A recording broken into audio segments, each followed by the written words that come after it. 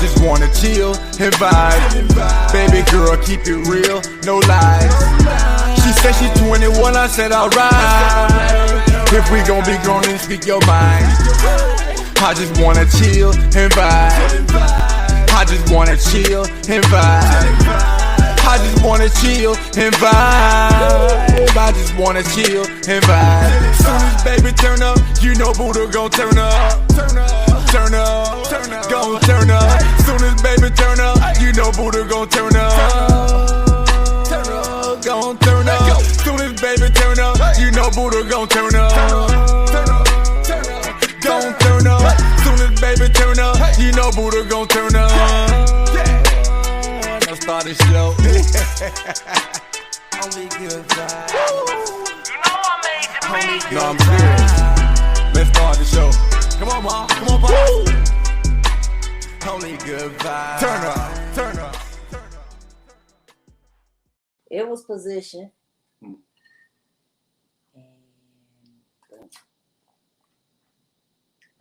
Hey, what's good, Simples? This is your boy Buddha, and over there is the lovely Baby.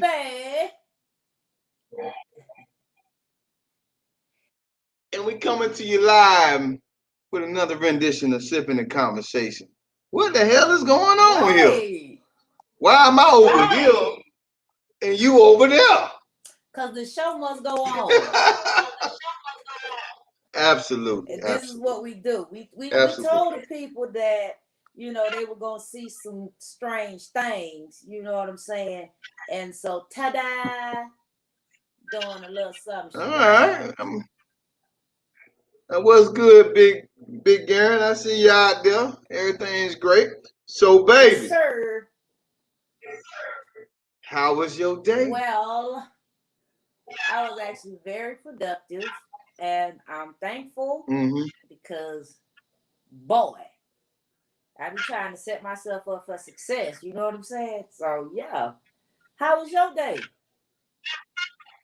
Hey, man, it was all right. You know, when you're learning new things and doing new things, you know, there's always going to be that fork in the road, man. But it's how you progress after that point to make it positive, where you get to see the fruits of your labor. Absolutely.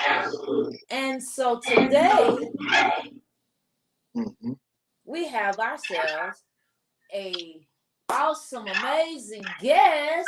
He's a repeat. He's family now. You know what I'm saying? Right. Repeat. He's a triple P. You know what I'm saying? Third time. And so with that being said, who do we have the pleasure of being with today? Oh, they don't know. My name is Bryant Buntin. I am the founder of Sophisticated Arrogance, which is a blog for men dealing with men relationship advice. Oh, man, that's dope. And so, how was your day? Oh, my day was pretty hectic, but you know, it's calming down now. I'm sipping on something. And you drinking. You're not even sipping, man. We got to teach you how to sip. I guess it's a man thing. Dun, dun, dun. Look at me. Yes, look at you. I'm just like, I'm almost halfway down. Pinkies up. And both of y'all, look at both of y'all. It's a man thing. Oh, man. I don't know how this works. Catch up. I'll be great. Catch up. So, hey, before I get... I'm not going to let y'all do this to me. Listen. Okay, so for everybody that's coming in, Buddha is working out of town, but the show must go on. So you're probably going to see this a few more weeks, in this fashion that he's all the way over there. Well, where's over there, baby? That ain't their business. But you all the way over there. Huh? Okay? You ain't here. You over there. And I'm over here. So that's how we're going to be rolling. So we appreciate you all for rolling with us. You know what I'm saying? This is our 13th season. Our seasons run 12 weeks for those that don't know that come in. Okay, so You know, generally when you hear about a season, that's like a year, right? Well, we're gonna call our season 12 weeks. So that's what it is. Okay. And this is episode 2 of 12 of our season 13. So that means we've been around for a little minute, y'all. We've been hanging in there. Yeah. So to get out some of the preliminaries, all that other good stuff, you can find us on YouTube. You can find us on Facebook. You can find us on Instagram. You can find us on iTunes, Google Podcasts, all of them. You can find us. And how do you find us? Well, we are Sippin, SIPPINAND, Conversations with an S. Okay, Sipping and Conversations with Buddha and Baby. But if you just actually put in Sipping and Conversations, you will find us. Trust and believe we are out in these social media streets. Yeah, we in these streets. And we appreciate you all coming back, season, week, all of that, episode after episode. But what we would really appreciate, this is free. That free stuff, is to like, follow, and share. That part. All right. That's how we bust down these algorithms. Like, follow, share, comment. All right. And please note, this is a mature audience platform. You don't know what I'm gonna say. You gonna hear it. So you keep riding with us. We got you. If you have any topics or stories that you would like to be presented on the platform, and you want to remain anonymous, you are more than welcome to hit us up in our DM.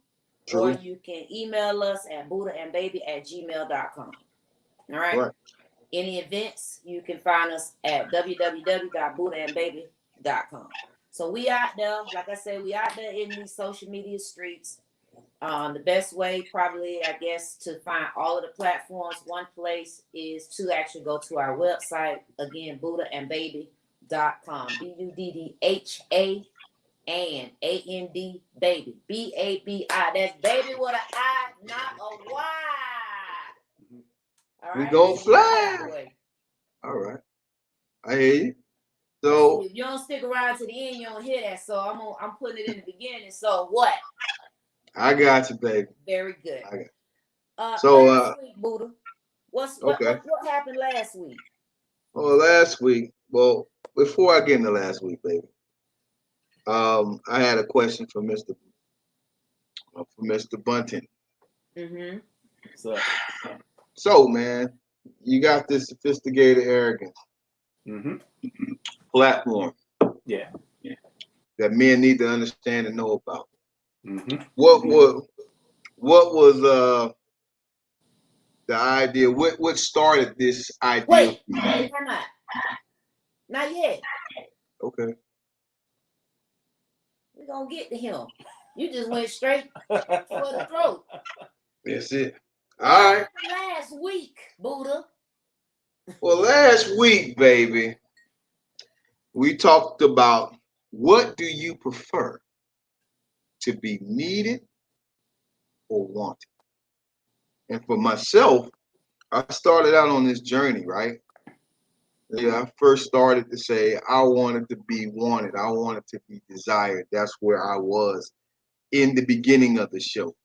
But after we narrated, we went through all the red tape and understanding, I came with the epiphany that I really desire to be needed more than one.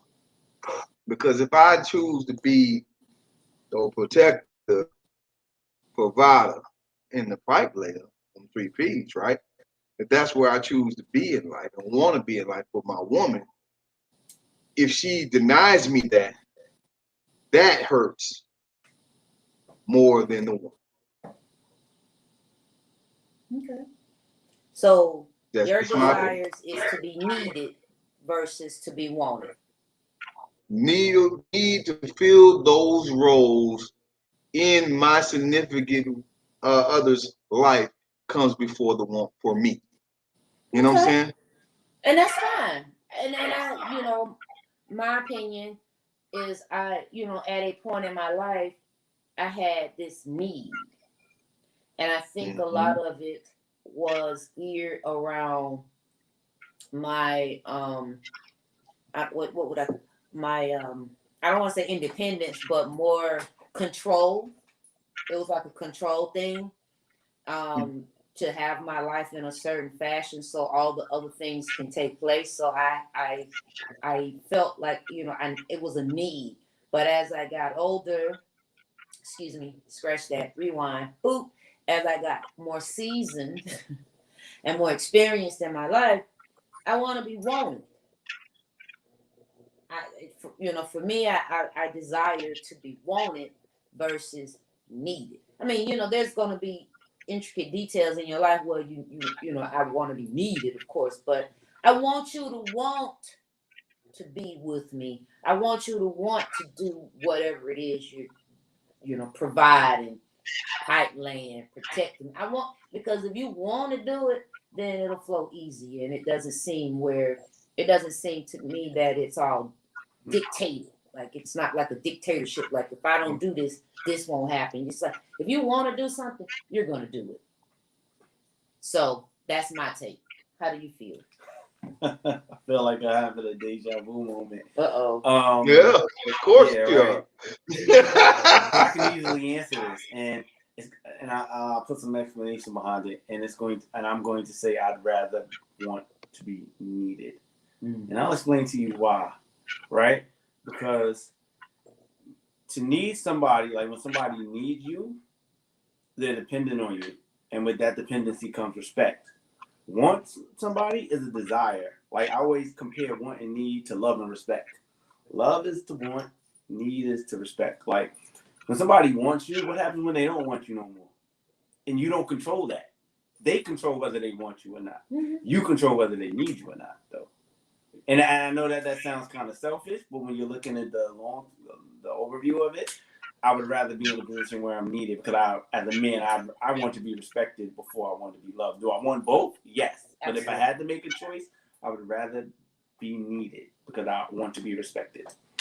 And everything is right because it's going to depend on where you are at your point in time, where what level you're at, what desires you have, for your long term and all of that. So everything is right. And that's why I said there's areas where I do have, I feel I want to be needed, but not to the point where a person takes advantage of that. Right. You know what I'm saying? Right. And it gets complicated sometimes drawing boundaries on that area because if a person, especially depending on their motive, or their reasoning behind whatever, if they are a needy person and you need certain things for certain things, fulfillment or whatnot, and they know that, then they're only going to be doing things, put you where, it's like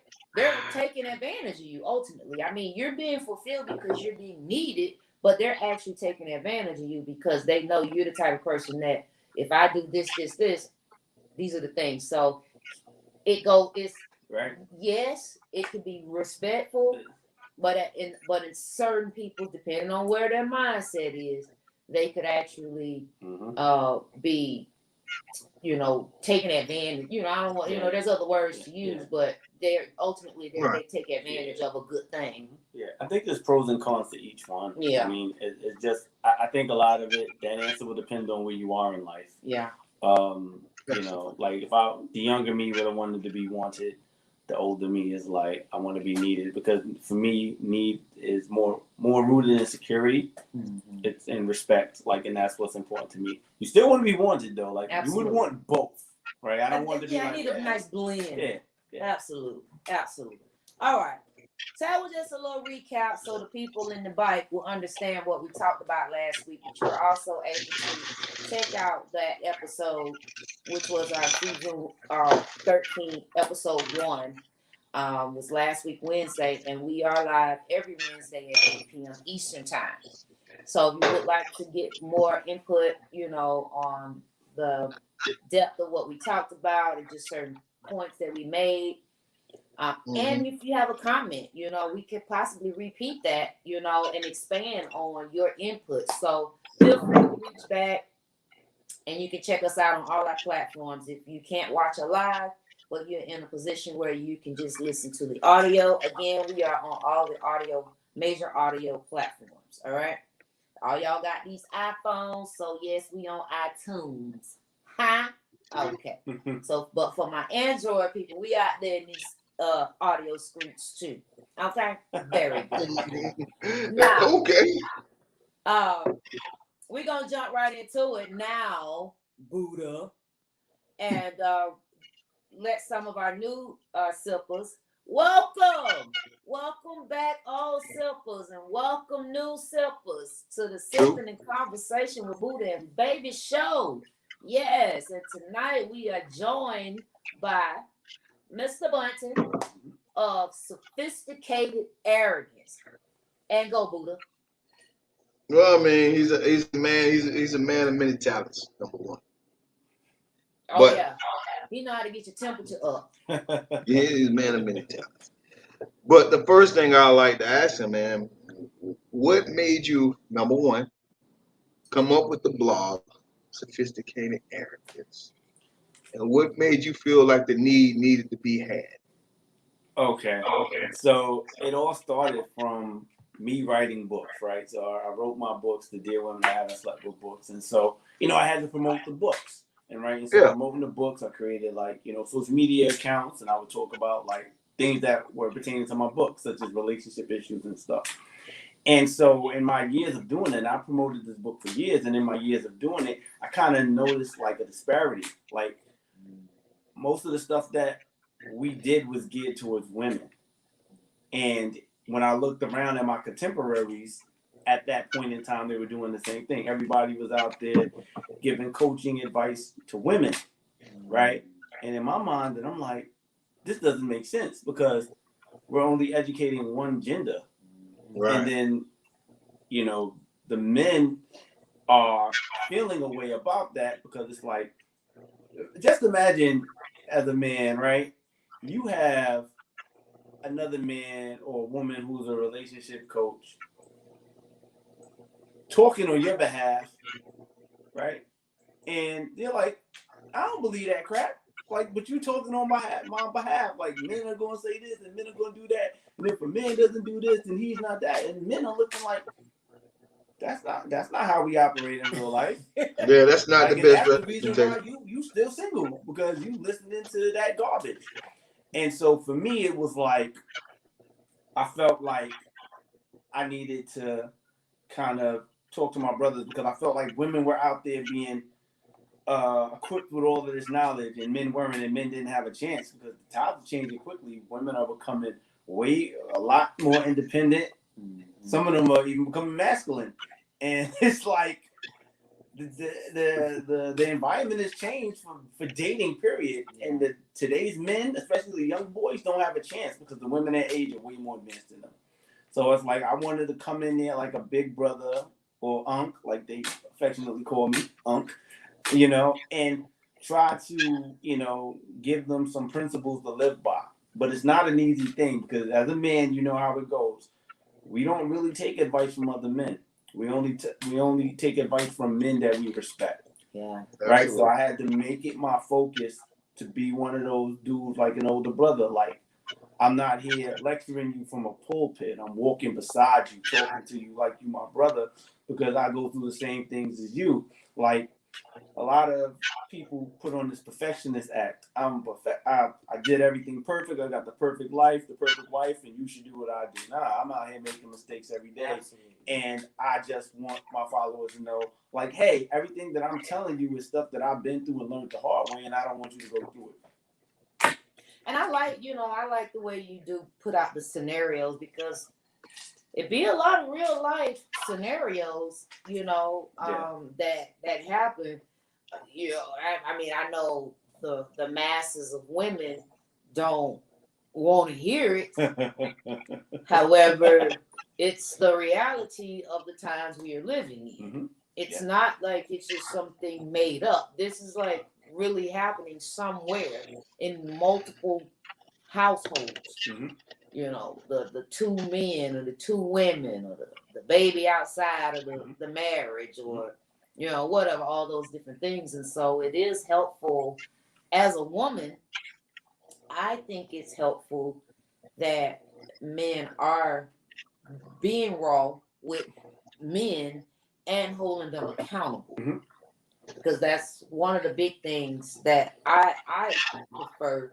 Yes, it's fine you all come together and join hands, kumbaya, but how are you holding your brother accountable for these things? And so with, you know, what you got going on and everything with your books and all the things, you know, and then I know with Buddha and Crow having the talks, that's another platform. So it's giving you, I think it's a great thing to see the movement for men coming together now. Like, and I'm gonna stick beside him. You know what I'm saying? Like, you know, but you know, like, I got you, bro, but I'm gonna check you at the same time. Right. And with that being said, man, like, a shout out to like Kevin Samuels, even though people hate him, because I think what he did is that he put this in the spotlight.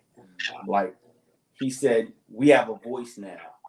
You know, people have been doing it for a long time, but he's like the voice now. He's been stepped out in the forefront, and he made it okay for men to say what they think and what they feel. So shout out to that brother. And, you know, and one of the things about my blog and my page, and anybody who follows me can attest to this, is that it's not a pickup site. It's not about how to get women. That's not what we do over there. What it's about is having moral standards, principles that you live by, right? So that you can make better decisions and be confident about yourself. Because, you know, the pickup lines isn't what helps you get women. It's about being confident about yourself and knowing what you want to do with your life, having direction and being a leader, and coming to a woman and say, this is what I'm about. This is the direction I'm going in. Are you coming with me?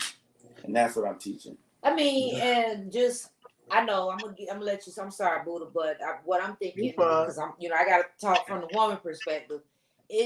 No, it's not a pickup line and, you know, pickup site. But what happened is the more the men are being prepared, the more hashtag men are the prize. You know what I'm saying? And you're walking in confidence that I know what I'm an assured man. I'm confident. I'm prepared. I am, you know, I'm vulnerable, but at the same time, I know as a man how to have boundaries. And so, and I'm going to stand firm on that, because how would you respect me as a man if I don't lay this foundation out and walk it, not just talk the thing? I'm walking in this. So in essence, you're going to probably want me. I like to call it the mystique. Yeah. Meaning that I could walk in the room and you just have this silent confidence, and people are looking at you and staring at you because you're confident in yourself. It's not about, you know, even though it's called sophisticated arrogance, it's not really about being arrogant. It's really just all about being confident, know what you stand for as a man. And like you said, hashtag men are the prize. And you know, it's funny, people get offended when you say that. Oh, yeah. I know. Like, oh, no, you're not. But, and here's the thing, and nobody's saying that women aren't amazing. Women are amazing, and nobody is saying that women are not prizes, because women are prizes too. It's just more so the fact that, hey, as men, we need to kind of reinforce that, hey, we bring value to relationships, and having me in your life is a good thing. What say ye, oh great Buddha? Man, I'm not gonna spend much time on this because obviously we got bigger fish to fry tonight.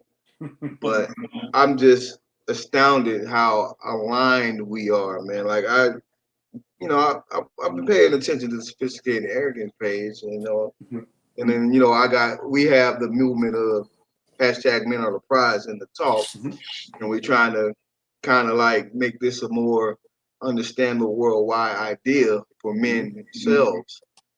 But the alignment is there, man, and that's just astounding how two men who doing their things.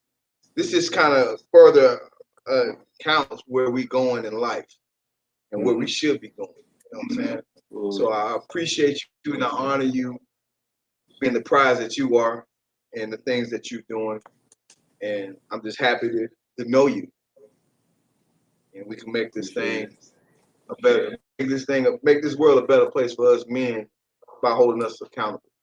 We gotta, but accountability with love. Yeah. Because criticism creates aggression issues with each other, and it's all about respecting each other and not talking down to each other, and really wanting to help the other person instead of saying, look, I'm better than this guy because I do A, B, C, D. Like that's not what we do here. We help each other. We pull each other to the side and we say, hey brother, if I was you, I wouldn't do this because of A, B, C or whatever. So, we just got to keep the movement positive and make it about helping each other. And I'm glad we said all these things because it's actually a great segue into our topic tonight. Mm-hmm. But let's go. Give us a minute. Go ahead and go tinkle. Go take go fill your glasses. Cup refill. We're just gonna take a little quick commercial break, and we'll be right back. Like it's gonna be like a minute. Don't worry. We'll be right back. And we're gonna jump right into it because again, that was a great segue into what we actually talking about tonight. All right. So we'll be right back. Okay. Oh, this is for the simples. Yeah. We sipping in conversation. We sipping in conversation. We sipping in conversation. Yeah. We sipping in conversation. We sipping in conversation. What it is, or what it do. If your homegirl sipping, then bring her on through. What it is, or what it do. If your homegirl sipping, then bring her on through, baby. What it is, what it do. If your homeboy sipping, then gon' come through. What it is, what it do. If your homeboy sipping, come through. What it is, or what it do. If your homegirl sipping, then bring her on through. What it is, or what it do. If your homegirl sipping, then bring her on through, baby. What it is, what it do. If your homeboy sipping, then gon' come through. What it is, what it do. If your homeboy sipping, come through. We sipping in conversation. We sipping in conversation. Yeah. We sipping in conversation. We sipping in conversation. Real talk, real life, real people. Real talk, real life, real people. Hey, real talk, real life, real people. Real talk, real life, real people.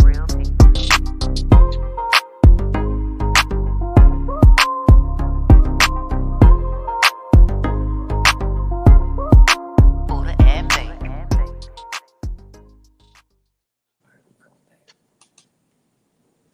Hey everybody. And we What's good, simples? So, like I was saying, that was a great segue into what we're talking about tonight. Uplifting, encouraging, empowered, the mission statement. Absolutely. Accountability. That's it. And so, those are just a few comments that came in as you all were doing the first half of our show. And that's important, and it goes a little bit personally. I think it goes into what we're talking about tonight as far as the topic, which is what is Black culture? When you hear Black culture, what do you all think of? We'll start with our special guest. When I think of Black culture, I think of all the things that we created and we started and passed on to others. When I think about it, I think about the clothing we wear. I think about the music we play, the food we cook, all of that tributes to Black culture, but Black culture is big. And like, you know, what we were saying behind the scenes, you have American Black culture, and then you have international Black culture. But it's everything that we put our hands on, because everything we put our hands on is something just incredible, and everybody just wants to mimic it. Right? Think about it. Think about the music, right? We started rock and roll. We started jazz, right? And it just transcended. Look at hip hop. Hip hop is transcended, right? It is something that is loved all over the world. All over. Fashion sense, right? We create a lot of the trends for the clothing. We're the ones who make sneakers popular. It's us, right? You know, Black culture. Buddha, when you hear Black culture, what comes to mind? Oh, you froze, baby. All right. So until he unfreezes, I'll go with what I think, or what I think of. So when I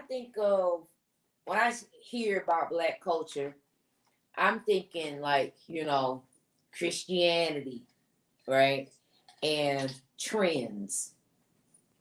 And the reason why I say Christianity is because when most Black households foundation was built from a religious perspective, was built off of Christianity. And so they do all the things, go to church, go to Bible study, go to Sunday school, go do all the things, you know, and just all of that. And then of course, part of what you were saying about trends, you know, like the fashion, like we're like trendsetters. So I think of that. And this is me speaking from the westernized, Americanized Black culture. Because I was talking with Buddha behind the scenes, I really didn't grow up being educated on Black culture. I just kind of evolved in it as I was growing up, you know, and so whatever I saw on TV and streets or whatever, that was the illusion of what I assumed Black culture was. And it wasn't until my adulthood that I started like, wait, it's more to this thing than just shaking your booty and, you know, Hennessy and, you know, all of those certain things like that. So that's just the shortcut version for me. And go Buddha. You're on mute, babe.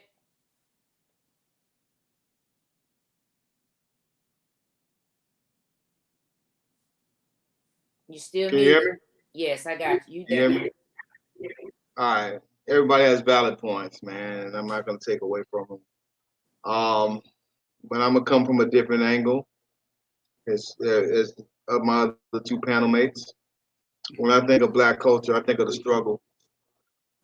I think of 400 years of oppression, the slavery. I think of the lack of reciprocity. I think all things that we all wanted that we felt like we ain't getting, we haven't got yet. You know what I'm saying? That is the imprint of what Black culture is in America for me. You know what I'm saying?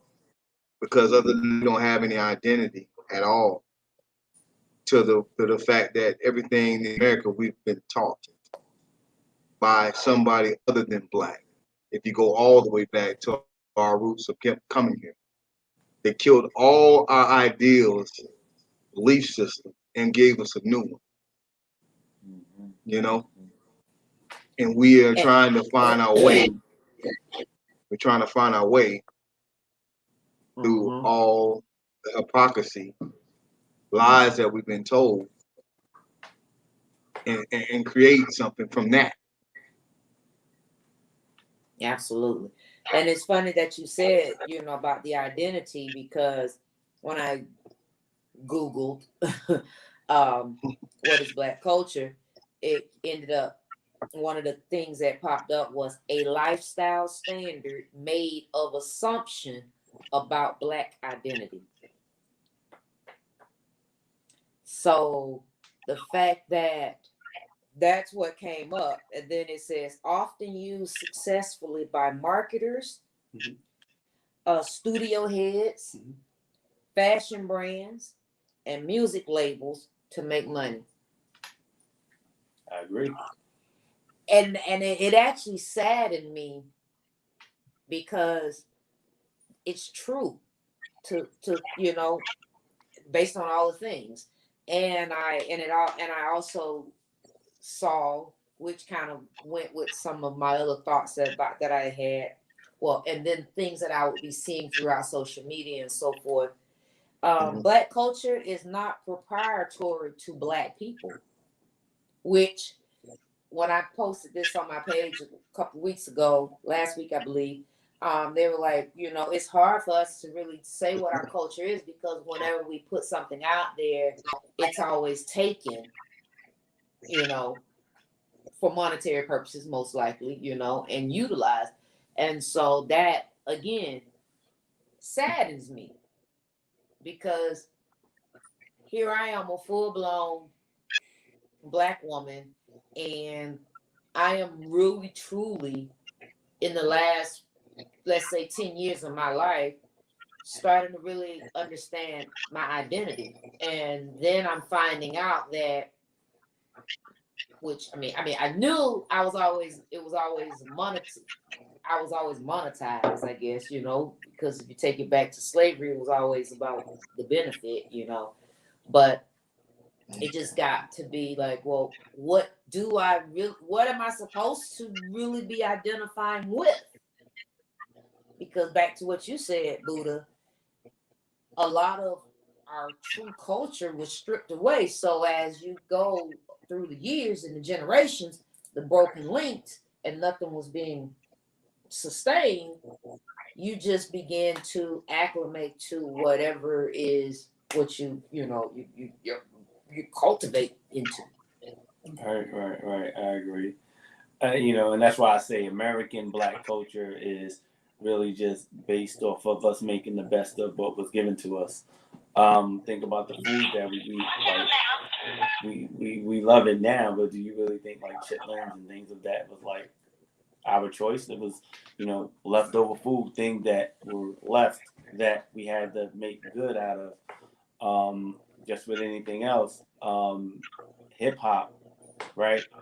Hip hop is, the result of, us, making music based off of the elements around us, right? Dancing, graffiti, all of that stuff was stuff based off of, the tools that we had making things around us. And you brought a good point about it not being proprietary, right? Because that's really what the issue is. The issue is that once we think of something and it's considered profitable, everybody wants a part of it, right? Think about the music industry, right? The positive of it is that it made a lot of Black millionaires out of people that normally wouldn't have had that opportunity because they didn't have any skill set other than, other than hip hop. But at the same time, they exploited us, so they made more money than us, the white folks, on it, right? So it isn't proprietary, but it took a lot of people out of poverty. Yeah. So it was used in many aspects. It was used to everybody's advantage as applicable, right? I guess. However, I know as a Black person and as many Blacks see that they started the hip hop, they started the cornrows, they as in us, we started this, we started that, and then they get upset. But then it's like, so I then in turn get upset because there's no cohesiveness within the Black community to come together to actually own something for sustainable purposes. Yeah, that's not gonna happen. You see what I mean? And so it's like, how do we put ourselves in a winning position if the only thing within our culture we do best, I'm not saying all, let's be clear, I'm just speaking overall, is be crabs in a bucket. Mm-hmm. Having that that slave mentality. You know, how do you become free if it's always that tug of war within your own culture? So they the masses, to whom it may concern, will always exploit us. Mm-hmm. I think a lot of it is that there's no unity. And the reason that there's no unity is because there's no clear direction, meaning that all Black people have a different perception of what Black culture should be and what's the next step forward. You know, some of us may praise hip hop. There's Black people that disdain it because they feel like it's taking us backwards. Yeah. Right. So that's always going to be the issue. The issue is who's driving Black culture? Who are the leaders of the culture? Who are the ones that are going to define how we move going forward? And it's nobody, because nobody gets along with each other. And the thing about Black people, we ain't followers, so everybody's gonna want to do their own thing. Right. You know, look at it like you have people on different spectrums. You have somebody like Jay-Z, right? Mm-hmm. Who's a billionaire, right? Yeah. Successful billionaire. Right. And you would think that, hey, he's a role model to a lot of the young people out there that came from the hood. It's like, you can make it. But there's a lot of Black people that don't like him because they look at it as, he's an example of you can sell drugs and then be rich. And so, you get what I'm saying? We have a divide, and we're not necessarily happy for each other, especially people who don't do things the way that we would want them to do it. We're not happy for them. So that's what the real issue is, I mean, but see, here's the thing, guys. Mm-hmm. Here's the thing, guys. We have an opportunity right here, right now, to change the narrative and take back our own ideas and make it positive about what Black culture could be, not what it is or what we think it is. How many times you as a Black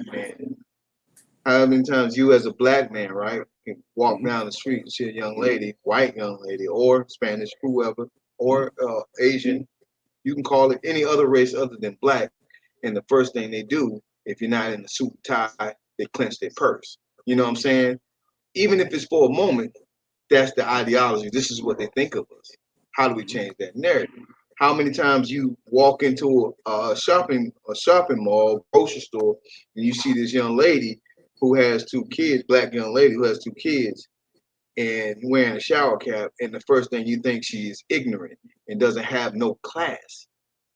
But you never got an opportunity to get to know that person for who she is, right? Mm-hmm. You think all Black men wants to take the quick way to get ahead. Mm-hmm. Yeah, I think a lot of it has to do with media representation of us. Yeah. I mean, the media does a damn good job. We have no work ethic. Yeah. The media so really, to speak, especially now, the way that technology we have the opportunity to change the narrative. His signal coming in and out. I'm saying I'm cutting in and out, so go ahead. No, you're fine. It's just the way social media is depicting us. But we know this. And that's the thing. We know that in all the good, in all the Black communities or people of color communities that is happening, the only time you're really going to see something is when it's bad. Like it's not like we don't know this. So what do? We use our platforms as such, and we actually go into those communities. Mm-hmm. So that, again, like I always tell Buddha, let people, I'm always saying, look, if we're going to keep focusing on what was not happening, we're not going to be putting the energy in the progress that's in progress. Mm-hmm. And so it's going to always be an unbalanced scale. He'll come back. It's always going to be an unbalanced scale. And that's where we get into, the back and forward. And I'm not saying that it's bad or good. It's one of those situations. And so how do you roll with it? Well, you change. We got to learn how to change. We have to be willing to change the narrative. Because until we do decide ultimately that we're going to change the narrative, we're going to continuously be included. We're going to be screwed because many other races and nationalities, they're studying us so that they can monetize. They're looking at the fact that we're going to buy these J's. We're standing in line by the groves to buy something. They're going to go and invest in those stocks. And then when they see that it's no longer benefited, being used, they go and they sell it, and they, but they made money in that window of time. Come on, baby. I agree with you, but I'll add one more thing to this. It's a sad thing. They will buy these Jordans, but then they'll laugh at the Lonzo Balls or the Soldier Boy coming up with the ideas to strengthen our country. I mean, our heritage and our culture by bringing it to our people. They'll laugh because, it ain't Jordan. It ain't that name brand. So they feel like they can stand behind it because it ain't got that name brand they need for it to be validated. But it goes that is an issue. It goes back, you know what I'm saying, to what many see as our culture, fashion. We're big on fashion. I said trends, but it's more like fashions. You know what I'm saying? Yeah, we actually give value to a lot of these European designers, and I see where you're hitting at. You're like, why can't we do the same for ourselves, right? We're the ones that got like Gucci or Prada and all of that stuff popping in the hood, right? Right, in the hood. Why can't we do that for our own Black designers? People coming up, right? So you're making a good point there. I mean, you know what? But I think with that issue, to be honest, I think it's exclusive to American Black culture. I don't think that's an issue anywhere else. I agree. The reason being is because everywhere else has a home. Like, so when people try to compare Black people to other races, they be like, oh, well, the Chinese are minorities and the Indians are minorities and they're still able to do great things and we're not doing such and such. And I'd be like, they have a home that they identify to and they all have something that keeps them connected. We don't have anything that keeps us connected as Black Americans. Mm-hmm. We're not connected to each other. We don't see ourselves as a monolithic group. We're just a whole bunch of Black people that are here due to slavery and now we're free. Mm-hmm. We don't have a home to go to. Where you going if they said it's time to go home? Where you going? You come right back here to Orlando, right? All right. But you got the Africans. What's home? They're going to Nigeria. What's home? I'm going to Ghana. What's home? I'm going to Botswana. It's home. They have a home. They have something to be proud of. Think of any other culture. The Mexicans, they going home. Where's home? Mexico. The Indians, what's home? India. Yeah. They have something that they can identify with that is home. Yeah. We don't have a home. We're renting. America is the home that we're renting. We're indefinitely renting here. This ain't our country. We just live here. We don't have a home. And then for me, this is my home because this is where I was born. You know what I'm saying? So if I'm going to identify what's my home, America. So I'm glad that you said that. You know what I'm saying? But think about an Irish American. They're born here and they're Irish American, but what's home to them? Ireland. Because that's their culture. We lost culturally, that connection. We don't have nobody there that we really know to be connected to somebody. Exactly, because they did that intentionally. Right. They came. And then we're here broken, dismantled and broken. And we're struggling to keep a community-based mentality. Yeah, think about it. Most of us cannot name our family heritage tree past our great-grandparents. All right, I get it. I mean, they brainwashed us from the beginning. Yeah, right? A good majority of us don't know our family tree history after 1875. Some of us can't even get to 1900. Like, it's bad. I'm thankful. I actually knew my great grandfather You know, I was one of the grandchildren that was able to actually know him. You know, he was old as hell. He was like 100 years old. So, and that was when I was like 7. You know, he was like 100. He would have, you know what I'm saying? He was old, but there was history. But it was back then because he escaped slavery. So many things were kept quiet, and that's another part of why our culture, we don't know how, we cannot really truly identify because so much had to be quieted.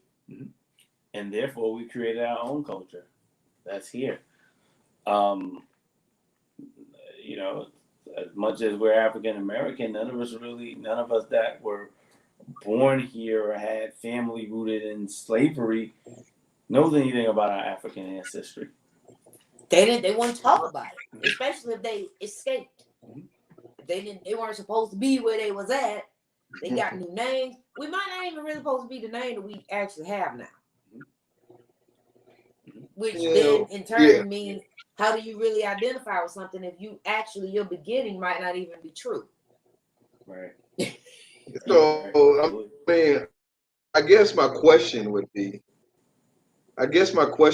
is, how do we change that narrative? How do we get our people to have the pride that they need to have? Not saying they don't have it now, but we're getting to a point where we want better, we want more, and a lot more people are fighting for the same cause. But then, how do we change? How do we progress that narrative? You know what I'm saying? Yeah. I guess that's the better way. I think it's unity. It's more about unification. Yeah. But I'm a firm believer that progress is in progress. Progress is in progress. And we have to continue to teach our children, teach my grandchildren.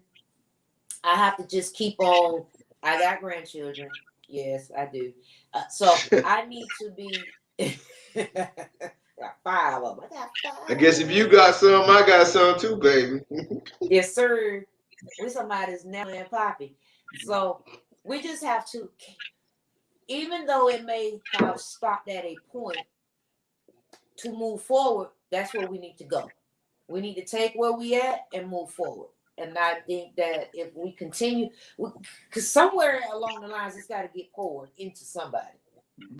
And so I'm not going to say it's a lost cause for us as adults, but how do we show our next generation and the generations to come, how do we bring them up through the gap? True. How do we get them, help them fill in the gap? It might not be in my lifetime, but I do think that at some point, because progress is in progress, that there will be, it may not be the culture where it originated, but I do feel because it is in progress, there's many aspects that are here. And so when we talk more next week, over the next couple of weeks, we're going to be talking about some of the African culture, more international culture, so we'll be able to show the difference. And that goes back to what you were saying. How do we do this? We have to show people what is actually happening current day internationally versus what's happening in the westernized aspect of it all. So what do you think, Buddha? I'm with it, but I like to challenge those who are in the comments, who will watch this later and want to comment. I want your aspect on it. I want to see what you feel Black culture is to you. You know what I'm saying? And I can give my perspective and my idea. Buntin can give his idea. Double B, I call him. He can give his idea. Baby, you can give yours. But we will get a better consensus where we are as a culture if we know what people's ideology of our culture is, right? Absolutely. You see what I'm saying? One of the said they didn't agree Because as a person that's African, Caucasian, and Native, my home is here, which pretty much what I was saying, you know. But again, what you said is true. A lot of Irish Americans, they associate with their family's native home because a lot of their families are, someone is probably still there. They still celebrating St. Patrick's Day. You know, Hell, we celebrate St. Patrick's Day. Right. Shit, we're gonna drink that grain grain whiskey too. Okay. And we're gonna celebrate every aspect of. I want them all to celebrate Juneteenth now. Yeah, Juneteenth is the one. It's official. Let's get it. That's what I want them to do. Let's get it. I mean, We got Juneteenth. Hopefully, eventually, in this lifetime, they'll give us our reciprocity. No, right. Too much. I get it. I totally get it, baby. I appreciate it. If they want to give it to us, they would give it to us already. Yeah, I know. We don't know how to do it. You did it to everybody else. You gave it to the Japanese when they were in the internment camps during World War II. You did it to the Jews for Holocaust. Yeah. They found a way. They know how to do it. They just don't want to do it. Well, we ain't even going to talk about that. Yeah, we're just going to let that be. I mean, but you right, I mean, do you think that when going back to the idea of reciprocity, right? Amongst us black people, it's prevalent on the reason why we are so separated. Right? Some people want to move in the future and thinking we are in a better position. I don't like your signal. So I'm gonna tell you my theory on why we're so separated when you're done. Right. You know what I'm saying? We are acting like we should, go ahead and give me my what's my restitution or what the hell they call that? That little thing. Reparations now. So like they can't even move past reparations on some shit that they wasn't really a part of. Their forefather was. You know what I'm saying? Mm-hmm. They want to collect off their forefather, which I understand, but this is where they at. Yeah. But what they gonna do with it? You know what I'm saying? Like, why they can't keep get looking these coins? They keep looking in the rearview mirror, right? How are you gonna keep going forward when you're looking backwards the whole time? You know what I'm saying? So oh man, I want to say something, but I think I'm going to. If I say this, it's going to take. No, say it. No. Listen, because guess what? Next week we're gonna continue this topic. Then we can. So we're gonna wrap it up. It's going to spin us out of control, but it's something to think about. Right? I mean, cause we can add on to it for our next one. So bring it up, and I'll. As far as that, there's an underlying system, right, of what I like to call institutionalized racism, which keeps us in the position that we are, right? And I call it the assimilation theory. It's like, hey, you have a group of us that feel like the way to success is assimilation. Assimilation is becoming like those in the majority to get ahead. And then you have some of us that are like, I want to be my own person and create my own culture. And they're always conflicting. And so the way that this system works is we allow a certain group of these minorities, such as black people, to be successful. Influencers. And they can look at the other black people and be like, I did it. How come you can't do it? And the reality is that you can't. And I always tell people this question, and this is something to think about before we leave. And I even want my viewers to think about this question, right? You know how they always talk about you need to go to school and go to college and get a degree and you can be successful. Here's my question for you. If more of us got degrees, would it be more jobs for us or would it be just more of us fighting for the same jobs? Yeah. I want you to think about that. Yeah. Think about that. Cause what? Because all they do is they just push the thing back. They just push it back. Yeah. Look. Black women are like flourishing. The highest population getting degrees by far. But is it creating more opportunities for them or is it creating more competition for them? Yep. Amongst each other, right? Remember back in the day, out of high school, you can get a great paying job. Now you can't get a bachelor's degree, you're still working at Starbucks. Right. Master's degree, they want to pay you $10 an hour. Right. Like, but they set it up in a way that they allow a select few of us to succeed, so that they look at the rest of us and say they did it. How come you can't do it? Even though they know that you can't do it because it's a select amount of few they want to get through the door. That's how it works. Think about your jobs. There's tokens. Tokens is, hey, we're gonna put one black person. If you ever looked at a company and you can have a company that can be like, hey, we have 60% of our employees are black. We're doing great. But when you go into upper management, executive management, it's only 1 out of like 50. Yep. And that's how they get you. Yep. Brother Don says something that that resonates with me. I understand it totally, man. You know, like reciprocity. I mean, reparation is important because our ancestors were promised land. If we had that land over several generations, we would have. This is indeed true. The places called home connection with it. I agree with that. Yeah. But they're not giving us land. Yeah, I'm glad he made that comment. There's a book, if anybody is listening should read about this. It's called Color of Law.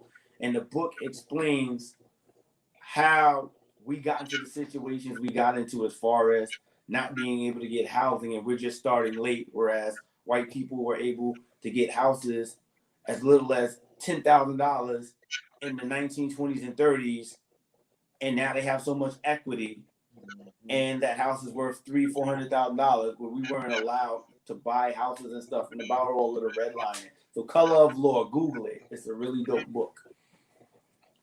I mean, I agree with what he's saying, but I'm gonna ask this question, right? Because obviously they're not gonna give us land; they're gonna give us money. That's what they want.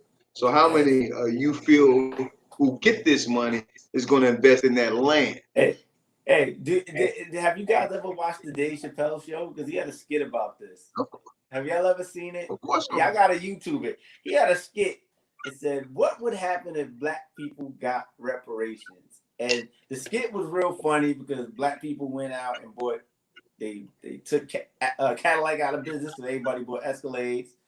KFC became the largest corporation in the world because everybody got fried chicken. The richest black man in the world won all his money in a dice game, right? And then a couple of years, we gave all the money back to the white people.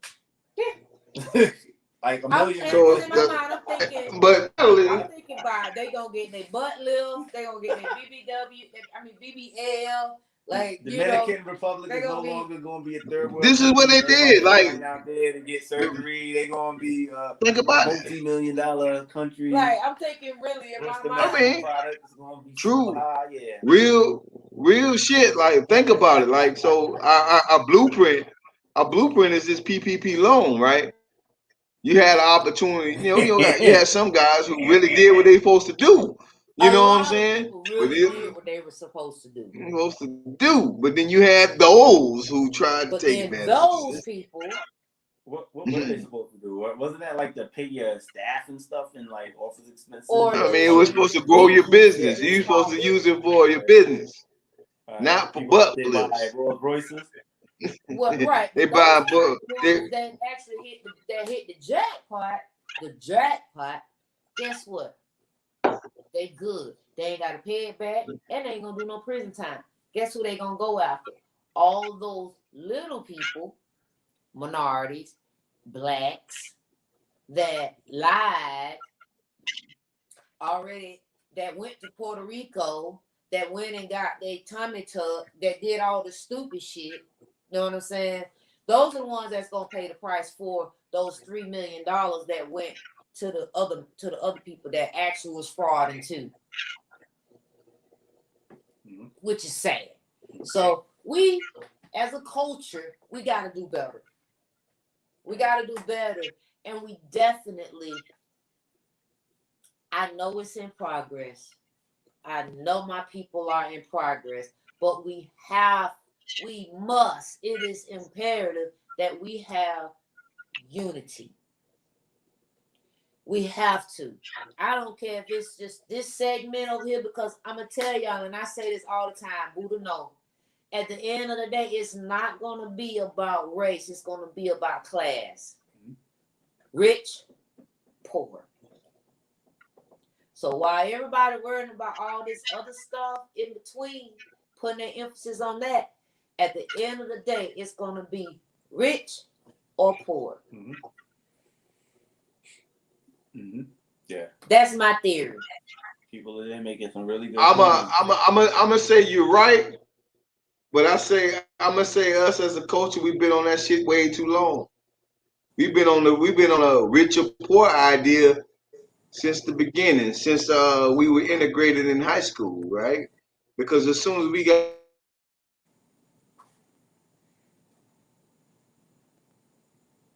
I just think integrated with yeah, that we are better than our kinsmen. I get that, but why I'm saying it's going to be between rich and poor is because no matter what your race is, because we all know reality, realistically, within every race, there are poor. Trailer park, trash, the this, the that, whatever little low class name they give them. Okay, the low class within every race, right? All them, all the ones that's the low class in each race gonna become. That's when the unity gonna really show enough kick in, because it ain't gonna be. That's when all the races gonna have to come together if you're gonna want to eat, because at the end of the day, they are not gonna look at because of your skin tone. Whether you white, black, pink, or purple, they're gonna be looking at how much money, what classification you're gonna be in. But I hear what you're saying, but this is what's gonna happen. As we're doing these things that you're saying, we're gonna segregate ourselves. We already do that now. You got, we already do that now. If you're Haitian, but you're not black. If you're Jamaican, but you're not black. But overall, as a country, they don't know who you is. They already gonna lump you who you are by the color of your skin until you open your mouth and you realize that dialect is a little different. See, we need to all come together. I agree. We need to all come together. So see, with this, I don't want to be right, but I'm saying at the end of the day, it will no longer be. There will be a point in time. You don't think they're making these movies for a reason? There will be a point in time. All low class within all races gonna be living together. But guess what? Yeah, they're gonna probably have a leader of the low class. But guess what? Order, and then they're gonna have their individual life, but their ass still gonna be rich. It's gonna be that way because us as a culture are gonna allow that to happen. Why? Because we're fighting each other. Right. I agree. But if we don't get this shit together within our culture, I'm telling y'all, I ain't gonna probably be here when it happens. But the separation, the line gonna be drawn, rich or poor, no matter what your race is. Right. So I personally, I'm gonna say this. Some people may agree, they don't agree. I want to apologize. To the Haitian culture, and I want to apologize to Jamaican culture. And I'm not talking about now. I'm talking about when I was a kid. You see what I'm saying? When I was a kid back in the early 80s and 90s, us as Black Americans, we looked down on them like they were less than us. You understand what I'm saying? And now look at them. Now look at them. They're flourishing, right? And they're sticking together. And we're falling behind the 8 ball. And we're falling behind the 8 ball. But guess what? If we learned back then that we needed them when we was up, things would be different. They always stuck together. For them to get here, they stuck together. They had to. That's why they have banks. That's why That's why I challenge the thought when we talk about reparations and all this other stuff that we feel like we owe to us. That's the reason why we're handicapping ourselves, as well as we need this money. We need these reparations. We're handicapping ourselves because we feel like we owe this instead of going out and getting and taking what we want. You know what I'm saying? Yeah. They done took. But the only way we're gonna take it, we have to be unified. I agree. I'm not above that. It's gonna become what I'm. I don't want to be speaking it into existence, but I've already saw the let me just leave it at that. I've already seen it. I got you, baby. I got you. But I just want to speak in existence the things that already been thought about that ain't been said. Absolutely. You know what I'm saying? Those were our final thoughts for our show tonight. This is going to be a tiered topic because that's the only way for us to change the narrative. But the point in what we're doing is not so much as to convince you to be or do. It is more about expanding your thought process of what role can you actually play in this changing of the narrative, or how can you help someone else, more whether it's yourself or the younger generation, learn their identity. You know, what work can be put in, what's the work that you can put in. So that's what we're presenting, because this is me personally trying to have a better understanding, because it's all over the place. And fortunately, because we are in a technology-based era, we have access to information that we didn't have in real time. So we can see culture from other places right now. And that's what we're going to talk a little bit more about over the next few weeks, because we're in a time where we don't have to be reading it in a book in the past. We can be looking at present right now, real-time information, and that is a stepping stone into actually establishing a foundation for identification. Can we agree on that as a people, my people? I can. Very good. I appreciate everybody. Buddha, what are your closing? Oh, well, I mean, we said enough, man. At the end of the day, I wanted to say that it's up to us where we go now. It's up to Generation X to be the influencer of where we're going to go into the future. You got the millennials here, but right now it's our opportunity, because we're still raising the children today. Absolutely. It's our to us to bring this thing to the forefront. Last but not least, I'm going to uplift my woman. She is the prize. I love you. Oh, me and you will never part like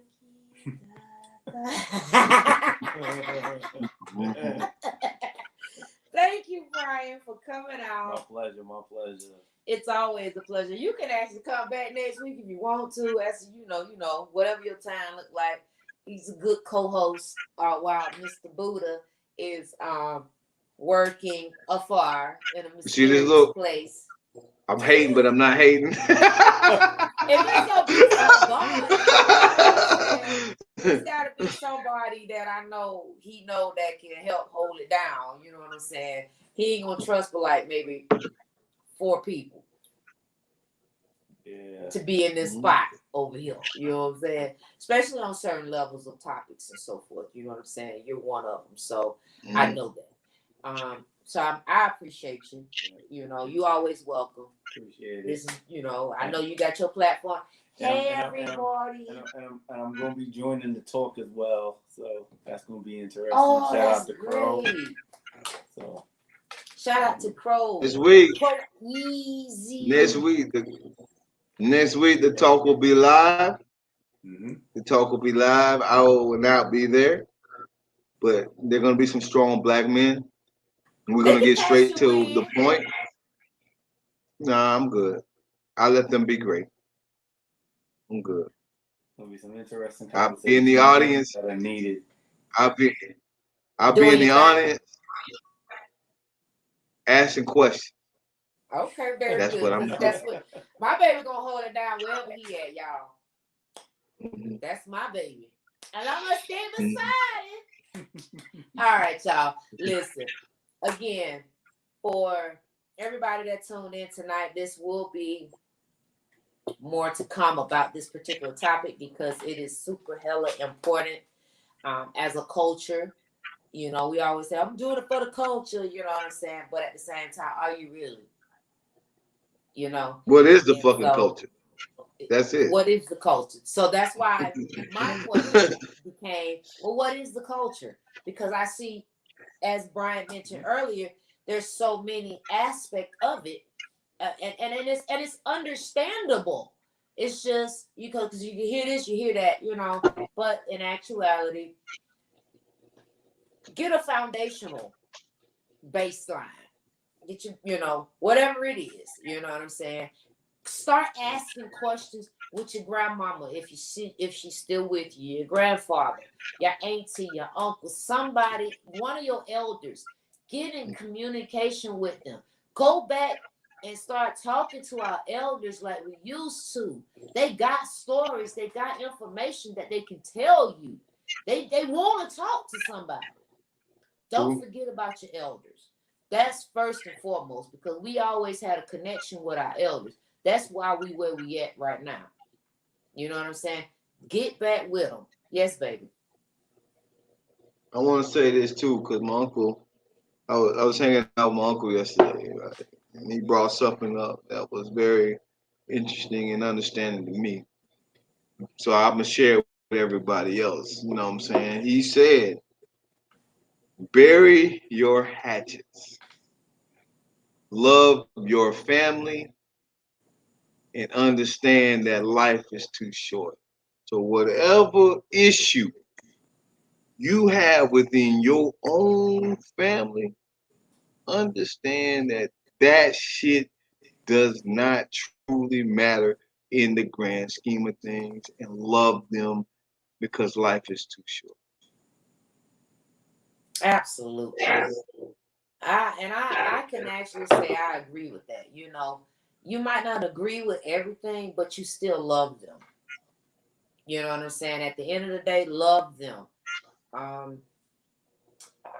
got some sad news, but you know, we're gonna keep it moving. But as a family, we're gonna go and take care, do what the family does. My family in particular, we do best. So, Tanya, we on our way to South Carolina. We are coming. Shout out to my Uncle Norman, because I know this is not a good place for him, knowing about his daughter. You know what I'm saying? In a very sticky situation. But we as a family, we are coming together. That's what I know within my little individualized culture, you know, my family, you know what I'm saying?